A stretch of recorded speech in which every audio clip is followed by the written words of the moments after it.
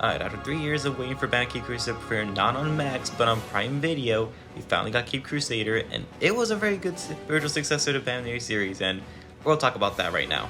And I know Max is thinking cutting the series out of the streaming service. That was a big mistake on their part, especially with Matt Reeves and J.J. Abrams involved. Yeah, this show was going to be great regardless.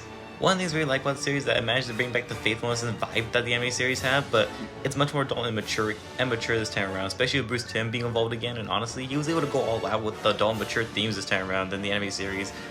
Especially because you can still tell that the anime series, despite the dark tone that it had, unlike other kid shows, it was still geared towards kids, and it was kind of limited by that, especially because of the channel network that it was on. And because Caped Crusader was on Amazon Prime, they were able to use the T14 rating to their advantage.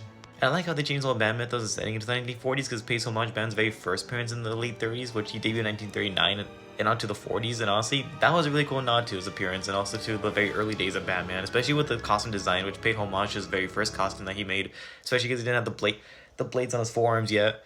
And all the villains handled well in this series, especially Clayface, Catwoman, and Harley Quinn. Harley Quinn was just more menacing in the series than she was in the past interpretation, especially because unlike the other appearances of Harley Quinn, in Harley Quinn this one's much more menacing and she's not full of jokes, whereas Harley Quinzel is the opposite, like she's full of jokes.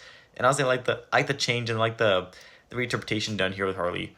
And also the series focuses more on the side characters. Honestly, it's a little bit of a con because it pushes Batman to the side, but kind of a pro in its own way because it makes Batman like a little bit more like a mysterious force that's hiding in the shadows, unlike the other Batman series or like it focuses highly on Batman and Bruce Wayne, but here it's like you don't see Batman and Bruce Wayne being in the same screen like for long periods of time or like even until like the last few episodes of the series. But all in all, Batman Caped Crusader was a solid adaptation. Honestly, if you love Batman series, I recommend giving this a watch, especially because it's a huge love letter to Bruce Timm and all of his works in the DCAU, so highly recommend checking this out.